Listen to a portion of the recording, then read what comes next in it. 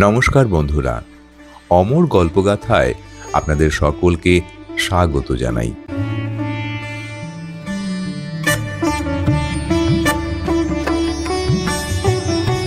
আমরা তিনজন, রতন ব্যানার্জি, শুভজিৎ মুখার্জি এবং আমি অমর।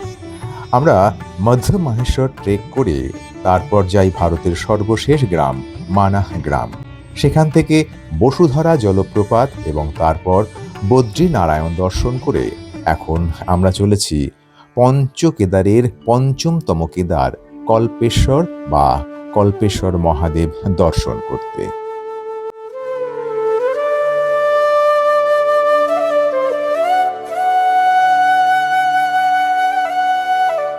কল্পেশ্বর মহাদেব পঞ্চকেদারের রহস্যময় গুহা মন্দির, যেখানে স্বয়ং শিব জটা রূপে বিরাজমান।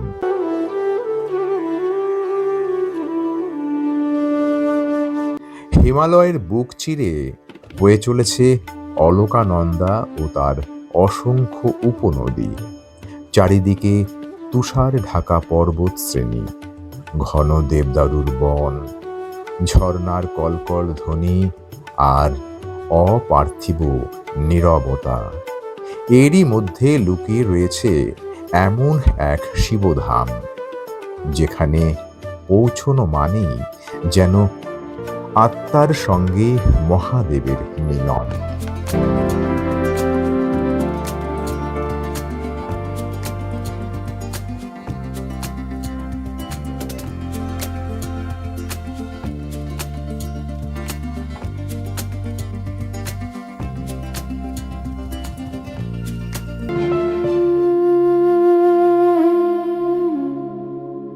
হ্যাঁ, উত্তরাখণ্ডের গাড়োয়াল হিমালয়ে এক অলৌকিক তীর্থ কল্পেশ্বর মহাদেব। ভক্তদের বিশ্বাস, মহাদেব তার জটারূপে আজও এখানে বিরাজমান করছেন।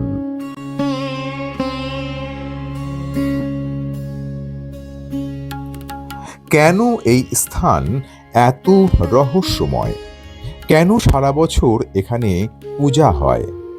আর কেন হাজার হাজার ভক্ত দুর্গম পথ অতিক্রম করে এখানে ছুটে আসেন? আমরা চলেছি কল্পেশ্বর মহাদেবের অলৌকিক মহিমার সন্ধানে।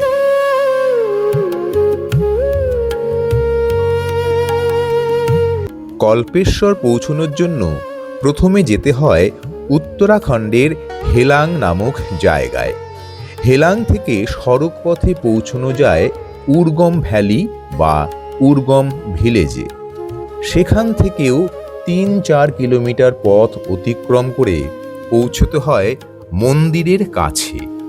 এই সমস্ত পথ জুড়ে সবুজ বন, ঝর্ণা, নদী আর পাহাড়ি গ্রাম পড়ে।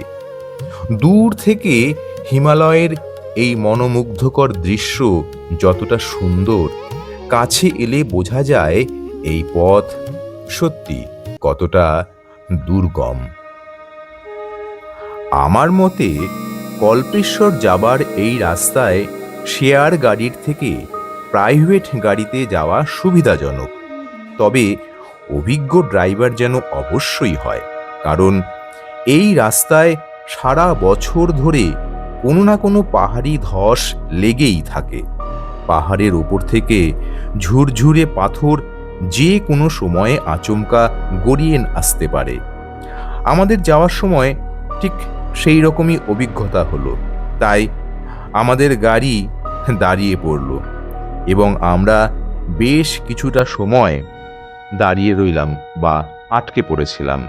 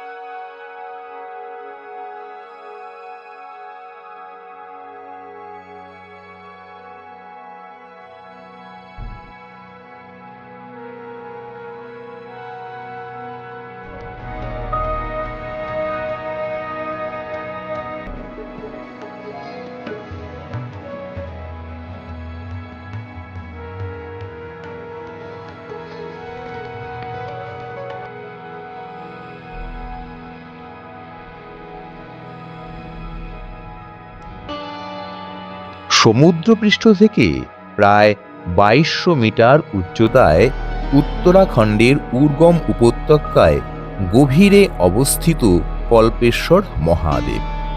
অন্য 4টি কেদারের তুলনায় এই মন্দিরে পৌঁছানোর পথ তুলনামূলক সহজ হলেও পাহাড়ি রাস্তা ও প্রাকৃতিক সৌন্দর্য এই যাত্রাকে করে তোলে এক অবিস্মরণীয় অভিজ্ঞতা। মন্দিরটি একটি প্রাকৃতিক গুহার ভেতরে অবস্থিত। গুহার ভেতরে কোনো বিশাল শিবলিঙ্গ নেই। এখানে পূজিত হন মহাদেবের জটারূপ। এই কারণেই কল্পেশ্বর পৃথিবীর অন্যতম বিরল শিব মন্দির হিসেবে পরিচিত।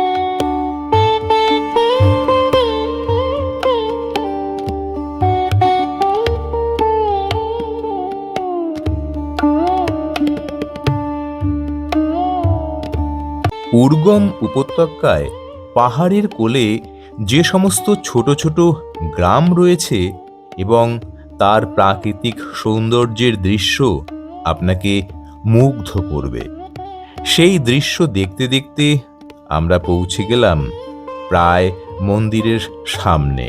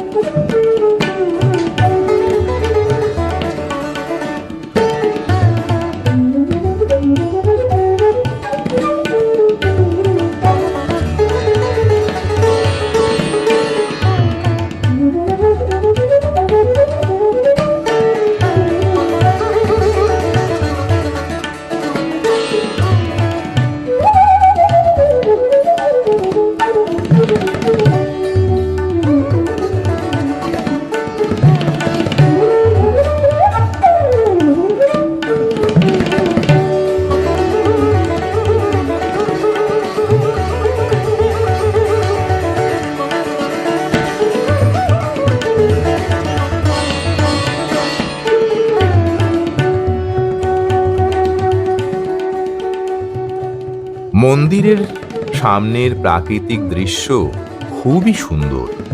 মন্দিরের ওঠার সিঁড়ির কাছে পৌঁছতে হলে প্রথমে এই ঝুলন্ত ব্রিজটি পার করে ওই পারে যেতে হয়।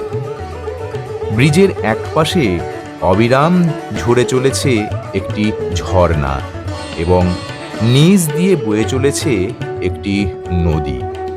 এই নদীটিকেই বলা হয় কল্পগঙ্গা।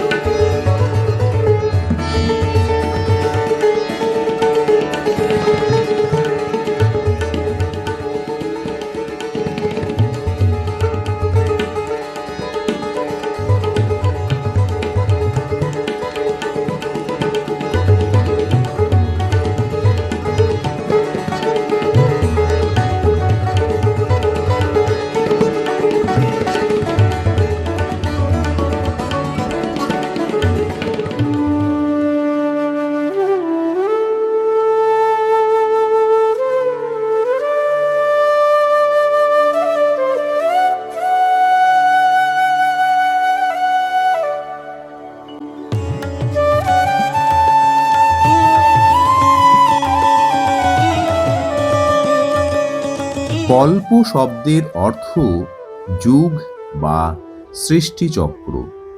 প্রচলিত বিশ্বাস অনুযায়ী বহু কল্প ধরে মহাদেব এই স্থানে তপস্যা করেছেন। আরও একটি কিংবদন্তি বলে, মহর্ষি দুর্বাসা এখানে কঠোর তপস্যা করেছিলেন এবং মহাদেবের দর্শন লাভ করেছেন। এই কারণেই এই স্থানকে কল্পেশ্বর নামে ডাকা হয়।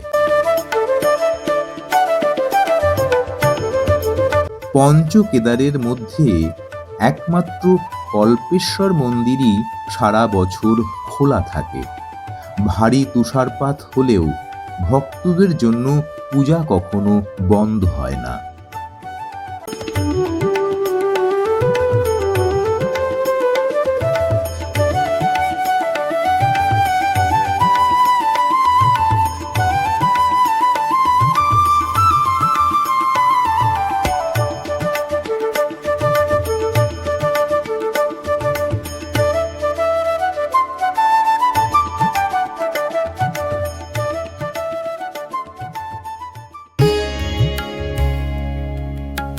গুহার ভেতরে প্রবেশ করলেই প্রথমেই অনুভব করা যায় এক অপার্থিব নীরবতা। প্রদীপের আলো, ধূপের সুগন্ধ আর মন্ত্রোচ্চারণ যেন মনকে অন্য এক জগতে নিয়ে যায়। এখানে ভক্তরা বিশ্বাস করেন, যে ব্যক্তি নিষ্ঠাভরে কল্পেশ্বর মহাদেবের পূজা করেন তার জীবনের বাধা দূর হয় এবং আধ্যাত্মিক উন্নতি ঘটে।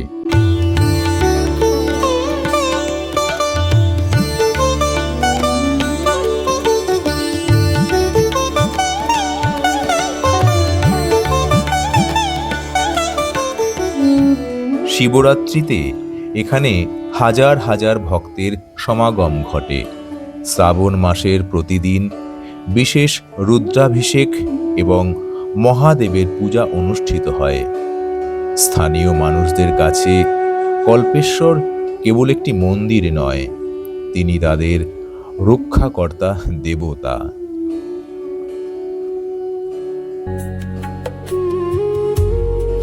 হিমালয়ের কোলে লুকিয়ে থাকা কল্পেশ্বর মহাদেব আমাদের মনে করিয়ে দেন, ঈশ্বরকে খুঁজে পাওয়ার জন্যে সবসময় বিশাল প্রাসাদ আর আড়ম্বরের প্রয়োজন হয় না।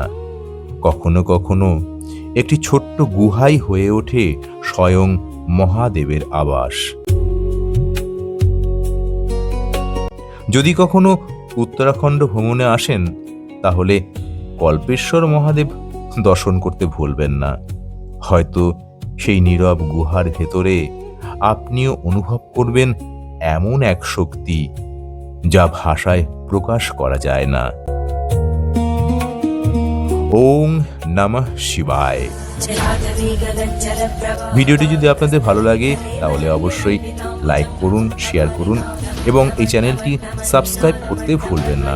আজ তাহলে আসি, সবাই ভালো থাকবেন। নমস্কার।